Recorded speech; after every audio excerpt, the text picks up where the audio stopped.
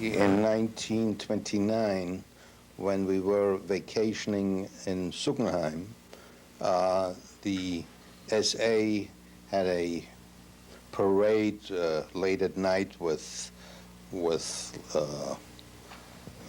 great commotion, and they were singing a song which later became very popular, translated meaning when the Jewish blood drips from our knives or our swords.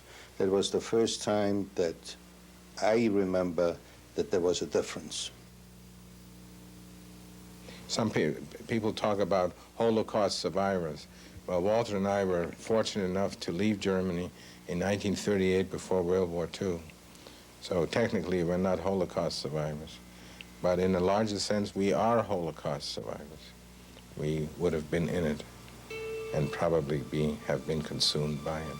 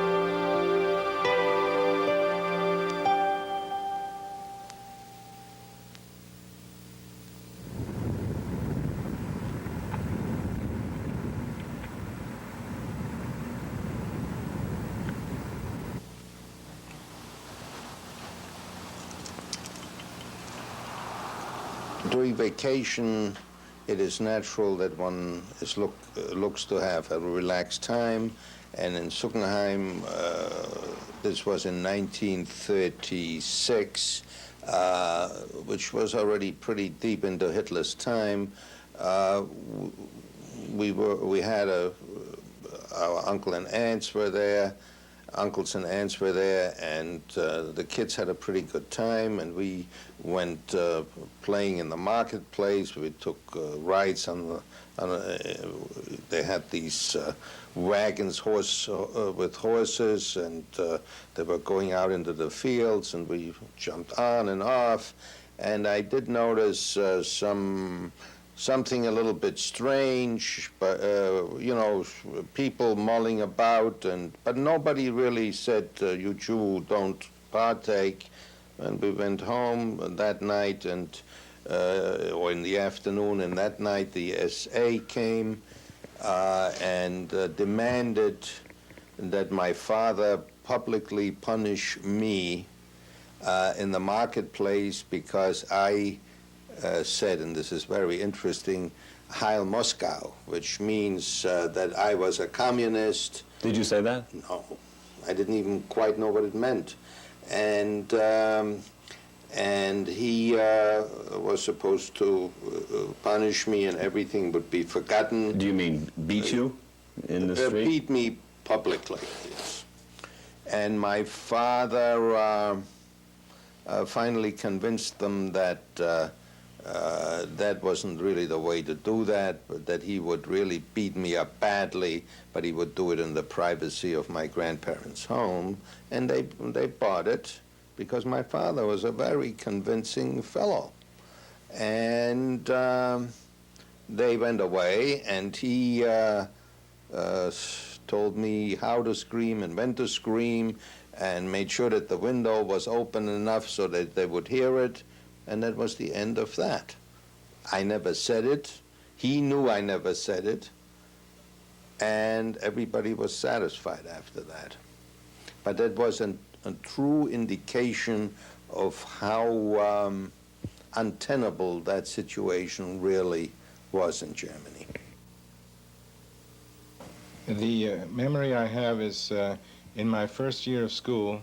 I started school in 1933 when Hitler first came to power. And at the end of that year, they wanted me out of that school to make it Judenrein, free of Jews or cleansed of Jews. And my father didn't want me to leave, and he went to the principal and said he was a combat soldier in World War I, and I was allowed to stay for the next year. But I was the only Jewish child in that school, and I kept it from being Judenrein. That was the first time I really knew about this whole business. Was there any time that either of you remember going to your parents and asking, what is happening here? Why are we suddenly being treated differently or being persecuted? No, because we were all pretty much aware of what was going on, because there was Hitler's propaganda machine was so great.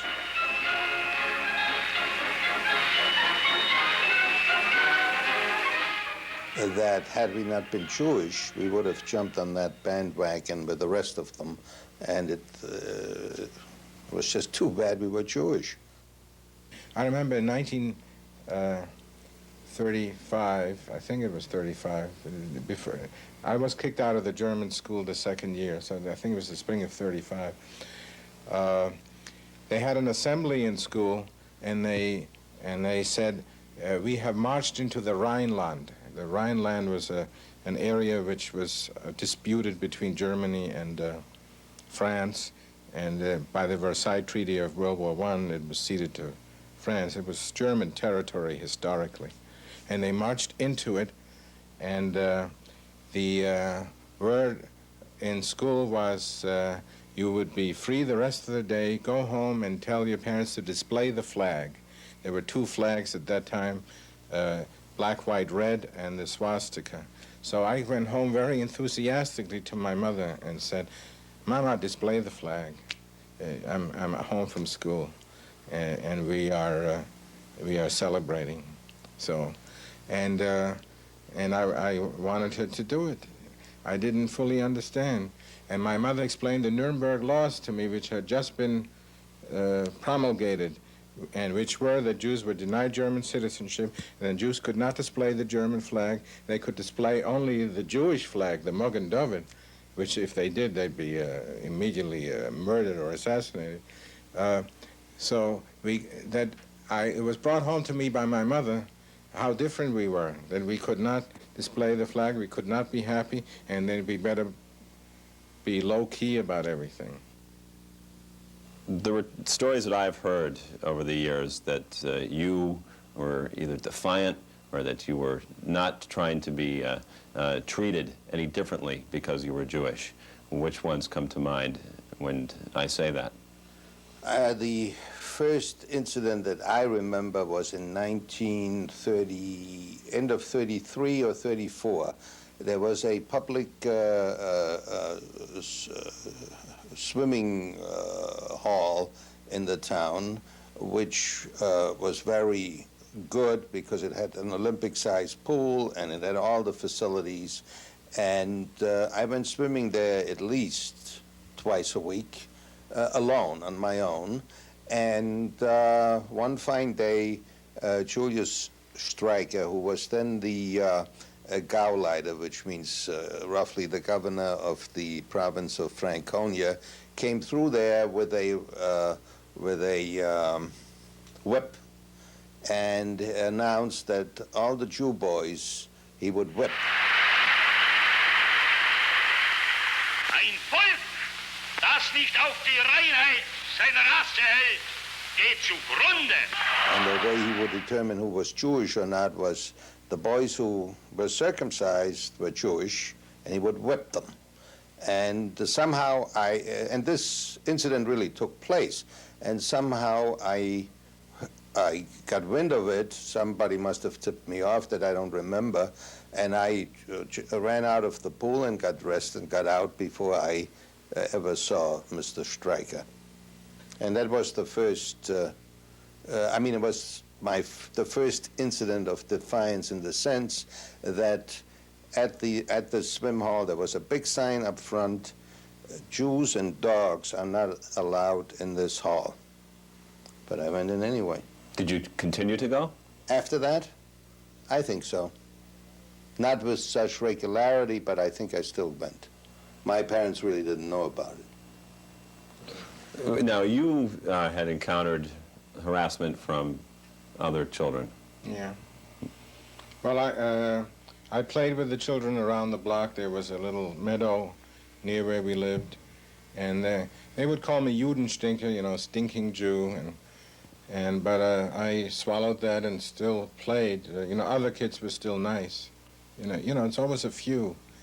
We never thought it was everybody, but one day this kid came to me, and he was a bigger kid, and said, "You Judenstinker," and he wrestled me down to the floor, to the ground. It was outside, and he found a nail and a wood or something and he was going to drive this nail into my forehead.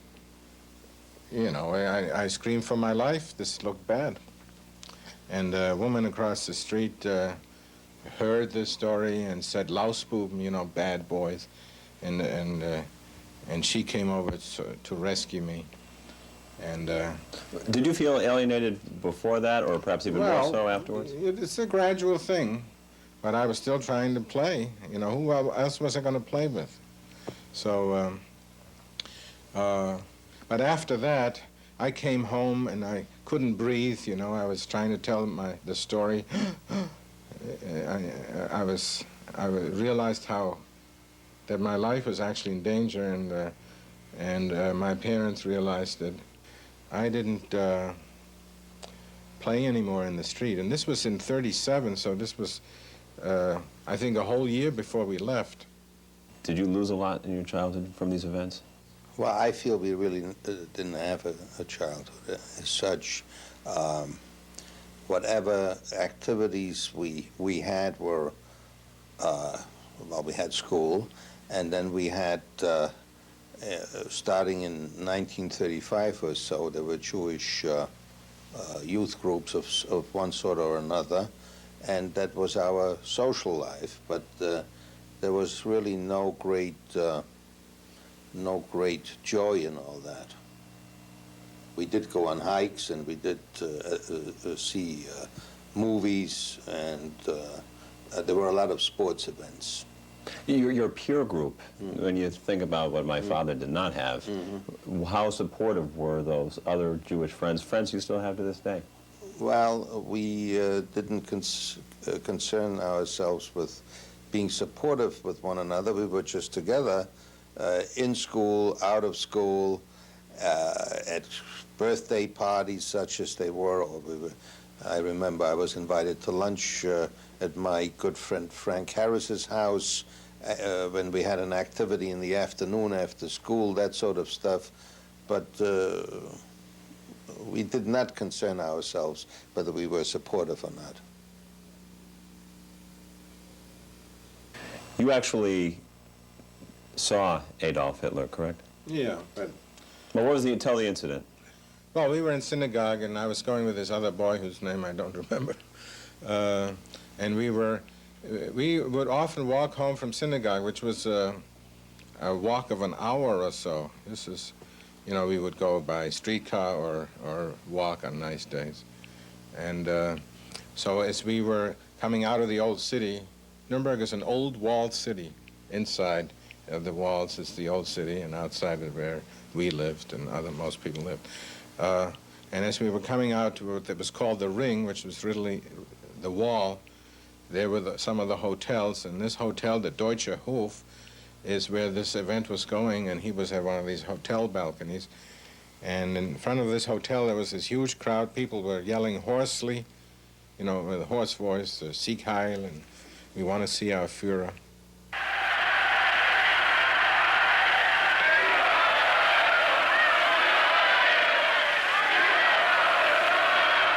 And we couldn't walk anymore. And a stormtrooper was motioning to me and my friend, Hände hoch, raise your hand. You know, everybody was screaming, and we were intimidated enough to raise our hands also, because not to do so would be to separate yourself from that motion.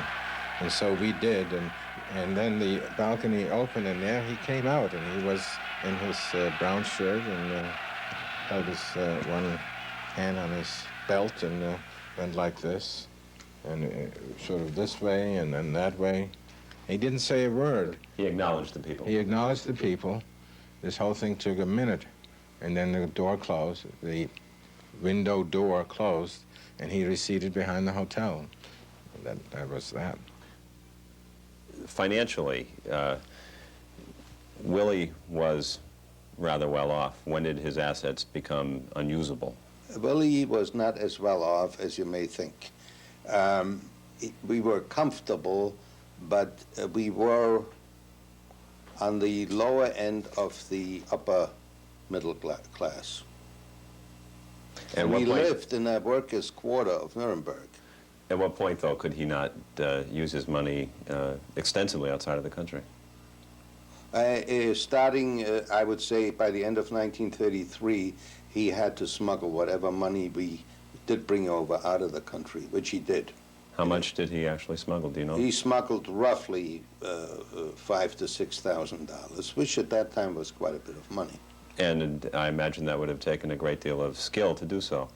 Well, since he traveled into Switzerland on a regular basis, and since he knew the crossing points very well, he hid the money in his umbrella.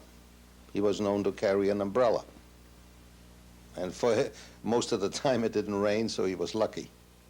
His business was that of manufacturing of articles for interior decoration, and significantly he also manufactured goods for the church, such as chalices and other sacramental objects.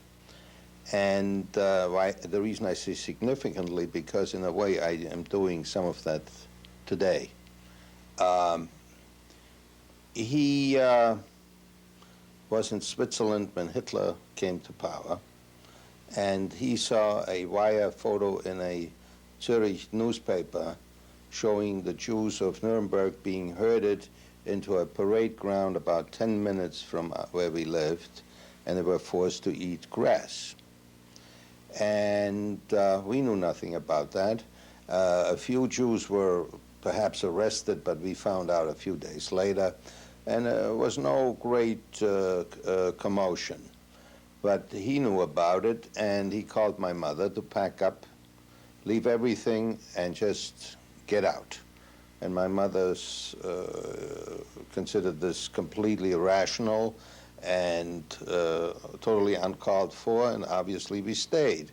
And interestingly enough, the economy of the Third Reich became very good as Hitler was able to grab more and more power. So there was an incentive for him to stay? There was no incentive to leave from an economic point of view, and the harassment for Jewish businesses only started most probably late in 1935.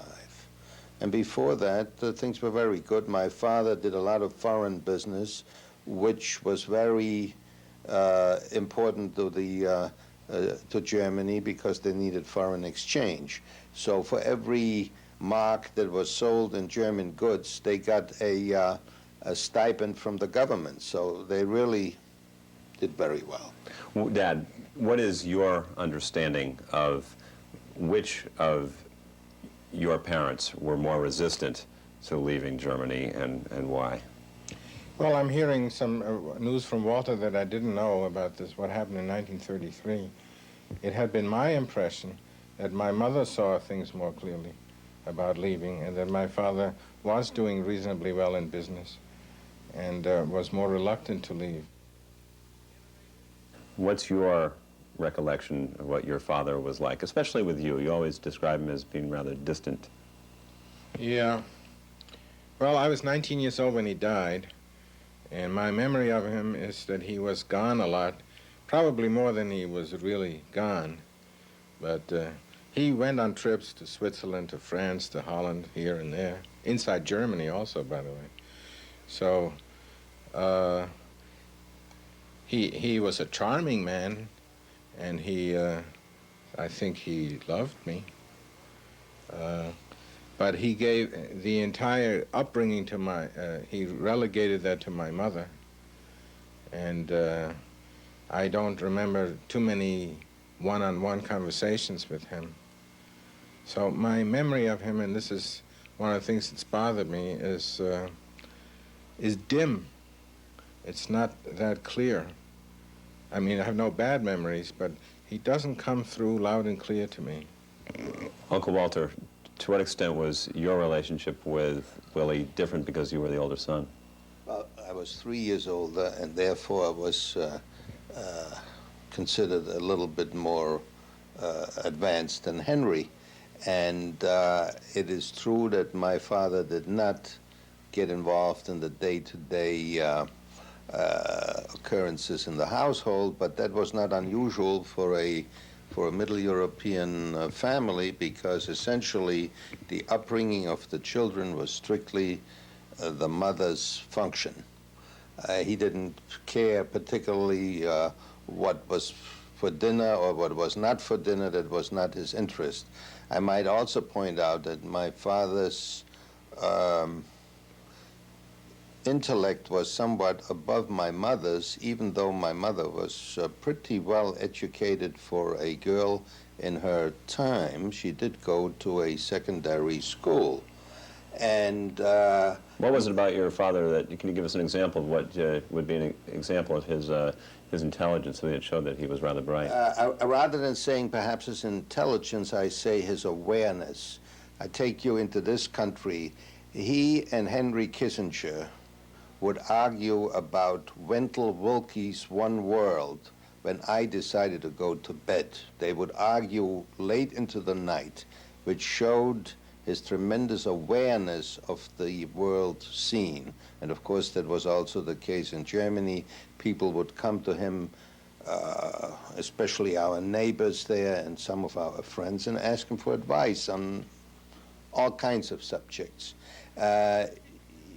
He certainly was interested in our education. He certainly was interested because he did go to the director of the principal of the school, Henry's school, and he certainly also went on my behalf when they were ready to throw me out of school. However, his main focus was on subjects beyond the day-to-day family life. And it was not unusual. I think he thought there would be another war, and he was knowledgeable about world economies, about the economy of France and Germany vis-a-vis, particular as pertaining to the business, and he had an English, a little knowledge of English. There's Kaufmann's English, sort of businessman's English. No, he didn't. The Holocaust he didn't foresee. I don't know anybody who would have foreseen that. Given the society that you were in, and the Jews were fairly assimilated, it must have been an enormous stretch of the imagination to think anything like that would happen. I think it was inconceivable. And, you know, you have to think of the time. Hindsight is tremendous. I would not have thought of that as an adult in the 30s, that there would be, that they would burn people in ovens and use the fat as soap. You know, I mean, who could think of that? Omar was a very strong presence. Day to day, caring. Speaking of homework, she would go over homework with me even when she had a fever, you know. And she was extremely involved. Perhaps in retrospect today as a psychologist, I might say she was over-involved or at times possibly a bit overbearing. and interfering, but that she loved me, I never doubted for 1 second. She prepared the family for the exodus, meaning that we bought all new furniture, we bought all new linens, we bought all new clothing for my father, for the children, and also, I assume, for herself. She handled all that. And in my case, and also in Henry's case, she did homework with us every single day. For that matter, my first compositions she wrote. I didn't write them. When I read them today, I can see my mother's words rather than my own. You understand? She did French conjugation with me. I would sit on a chair, and she would recite the conjugations of French verbs forward and backward to me till I finally knew them. Jakob was his name. He was a cattle dealer and farmer, coming from a family which lived in Suppenheim for at least 2 generations before. When we were in Suppenheim last, we were shown the house that they had lived in before they built that, what was considered a magnificent farmhouse in 1832. That was not, my grandfather didn't build it, his father built it.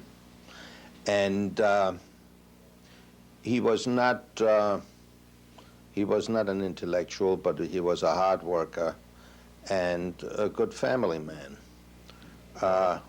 My grandmother, on my mother's side, and her name was Flora, came from a much more educated background. Whether they didn't have any money, but they were very socially, they were above my grandfather's family. And whether the marriage was arranged or not, I don't know. I don't believe it was too happy a marriage, but it was a typical Middle European marriage, and they had 3 children, and were devoted to their children, and their children certainly were devoted to them. On a trip to Germany, you got information about Flora. First of all, why was she left behind?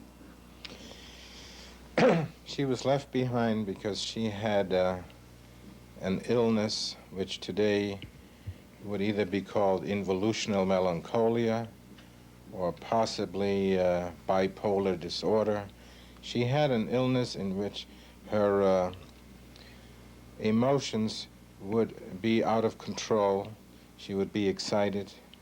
Her motor would run too fast, and she would in no way have passed the American consulate exam. I remember my own American consulate exam. I rubbed my cheeks and got an infection and thought I wouldn't pass. But she wouldn't have passed that, and so my parents paid to have her in this, what we thought was an excellent institution in Ansbach, a little town outside of Nuremberg. And What did you learn?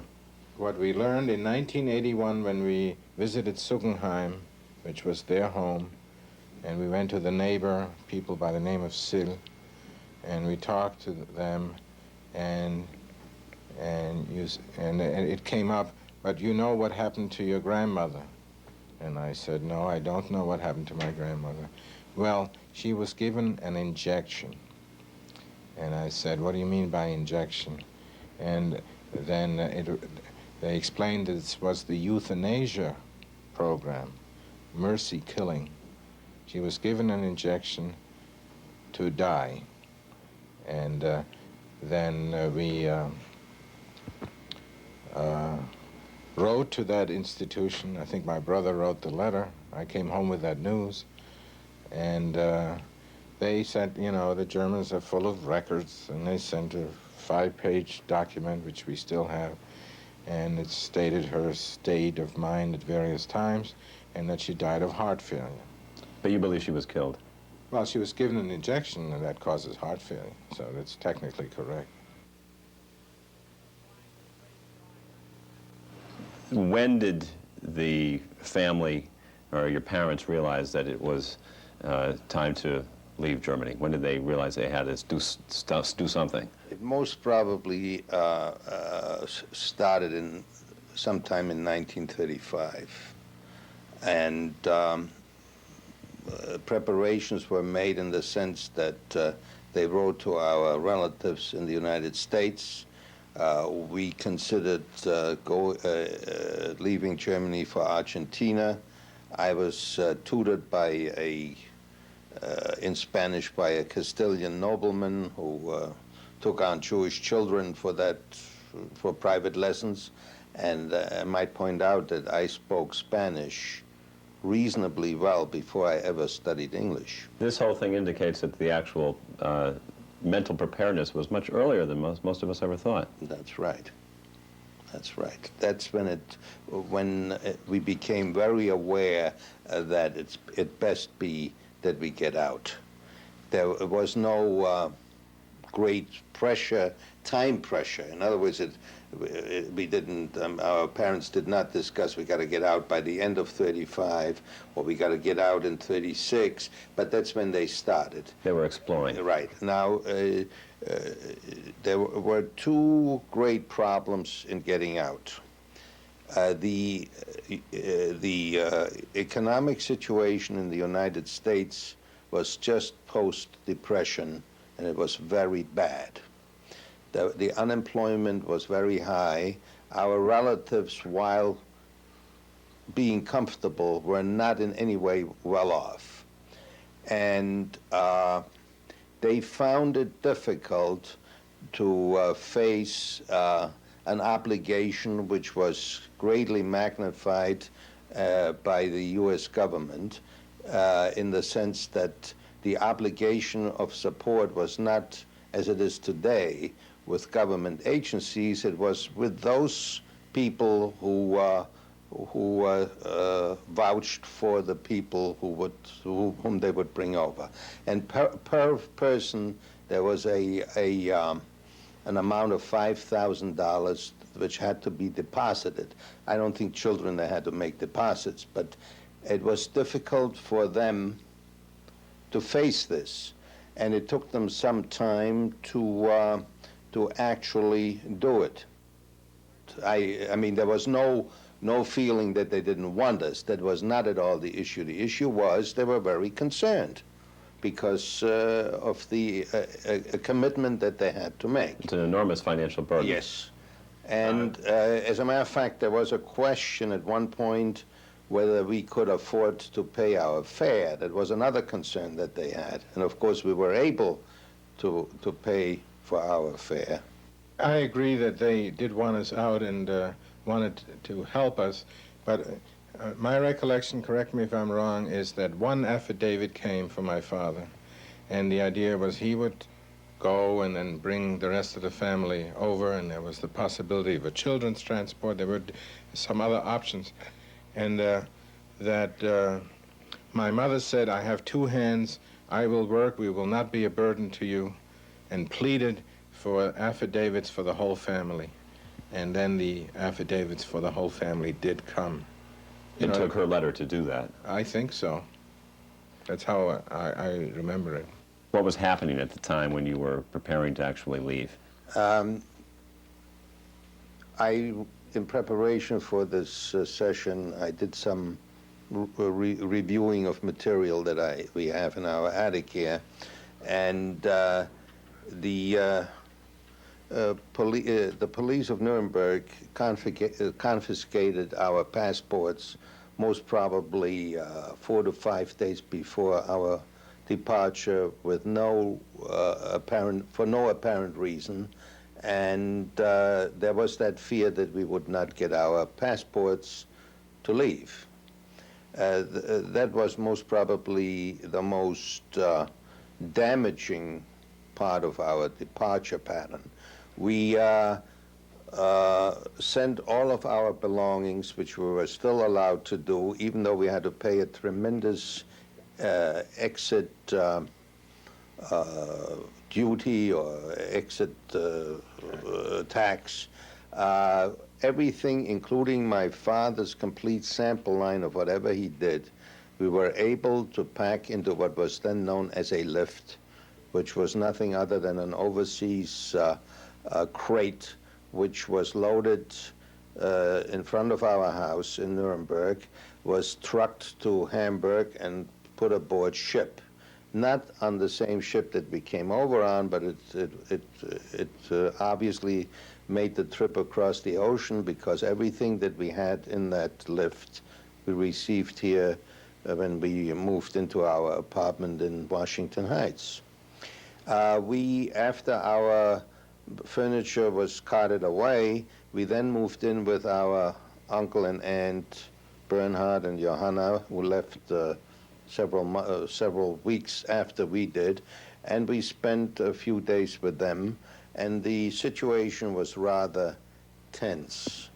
I remember very vividly, we went to the train station alone. They did not come with us, and at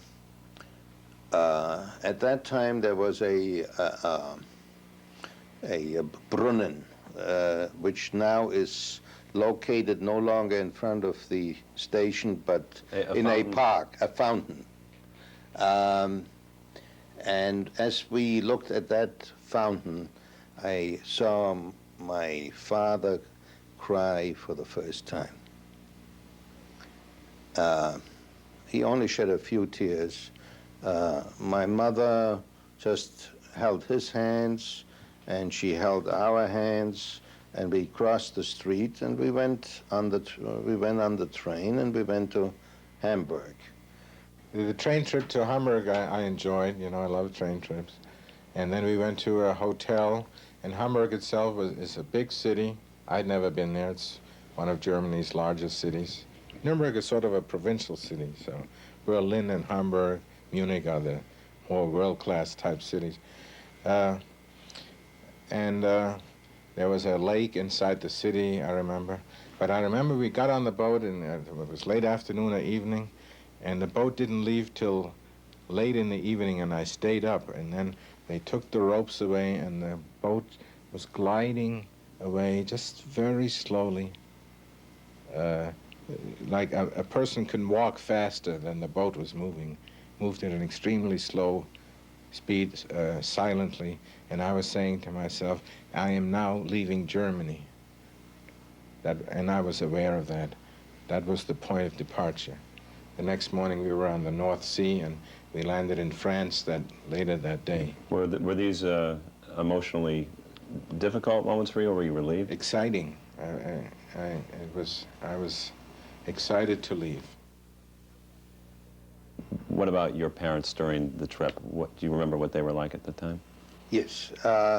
My mother took along what would be called today a evening gown, and since it was an American boat, we partook of all the various social events on the boat, which were very elegant. We were able to go first class. Why? Because we had enough funds to pay for it. And my mother was very seasick most of the time, so that elegant gown, I think she only wore once or twice. I took in every meal, including the midnight meal, which was white bread sandwiches with the crust cut, which is something that I considered American decayed or decayed American decadent, not decayed, thank you, decadent behavior, because the German propaganda machine considered anything American decadent. We were given, I would call it ship money. It was only good for the boat. and we were trying to get American money, and we did not have dollars. So he would ask me to buy lifesavers for 5 cents, and I would get 95 cents in change. And an hour later, he would say, "Do it again." And I would do this 10, 15 times a day, 12 days of the boat trip, and we arrived in this country with over $400 of nickels, dimes, and quarters. And they were getting very sick of me. Maybe I cleaned them out of all their change. But I understand, I was very upset. I didn't want to do this, but I was told I had to do it to get the money.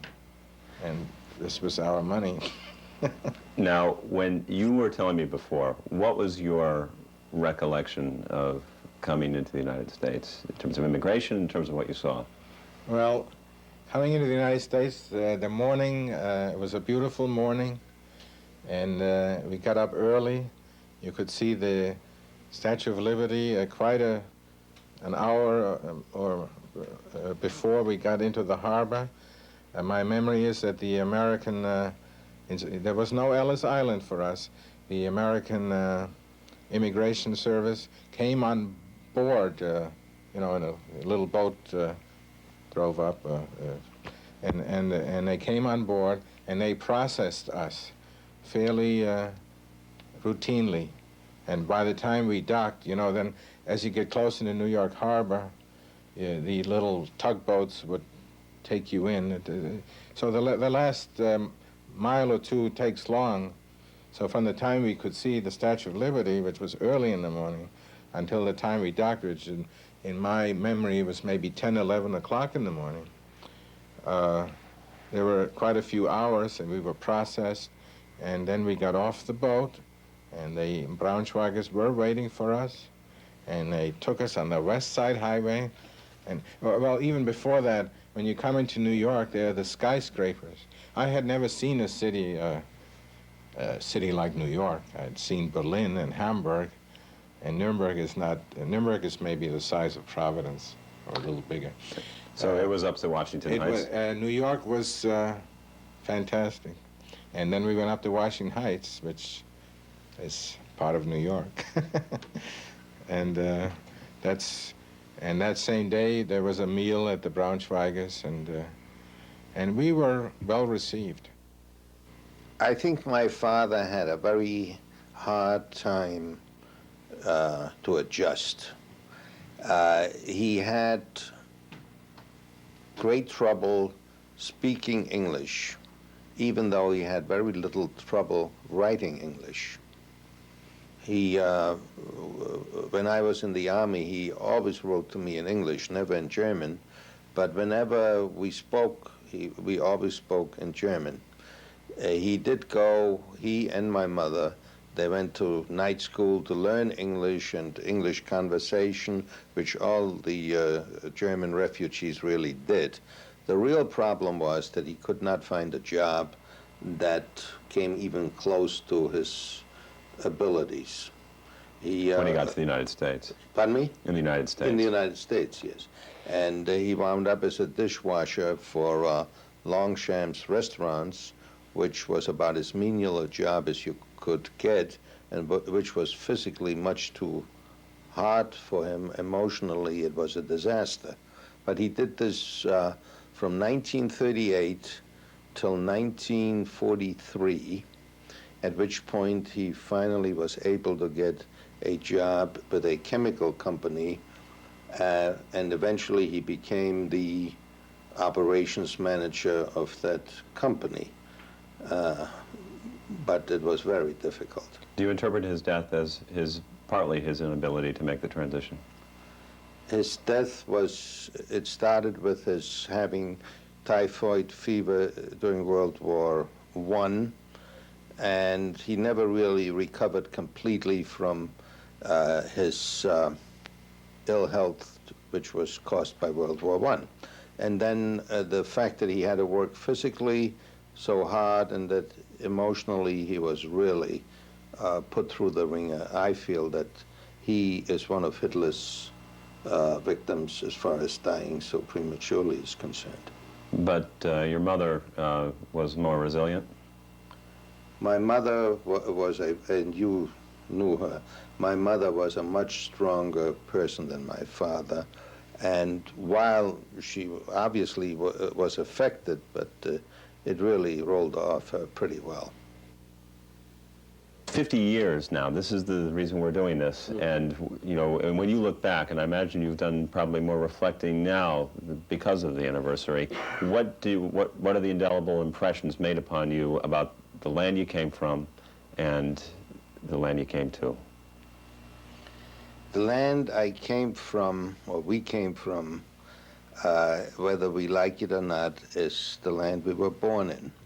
And it is almost like you can't deny your mother, and you can't deny the land you were born in. The fact that all this happened is, one has to separate that from the fact that it is the birthplace.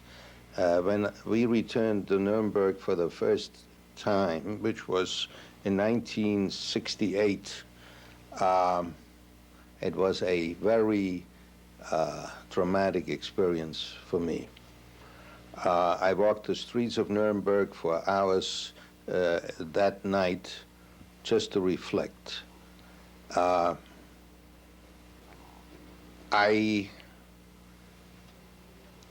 When we first came to this country, I looked at this country, unfortunately, or fortunately, I don't know which, through the eyes of a German and not through the eyes of a Jew, and certainly not through the eyes of an American.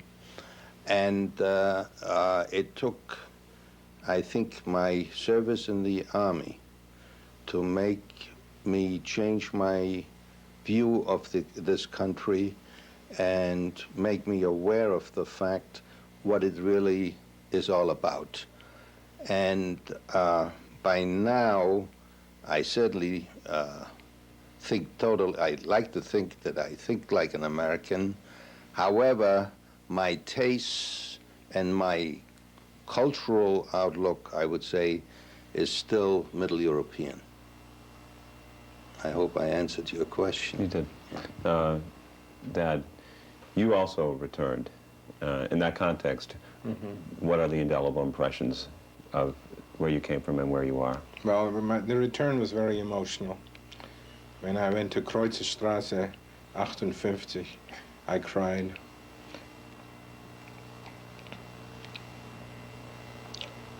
And you didn't go as early as your brother did. You were, in fact, more resistant. I didn't want to go back at all. In fact, I went back because of you. There was something about you that carried on something.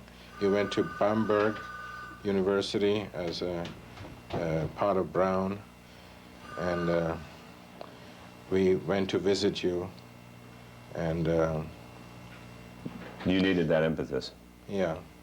I think, this business about the childhood being wrecked, it was very hard to go back.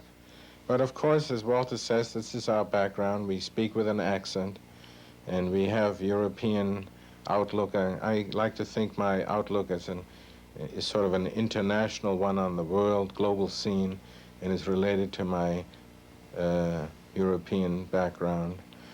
And but as far as this country, there are a lot of problems with this country, but I would say, God bless America. It saved us. And the migration from Germany, from Europe to America, is like to me, one of the great Jewish migrations from Israel to Babylonia. That a great divide has been passed, and I believe that we living in America are the luckiest people in the world.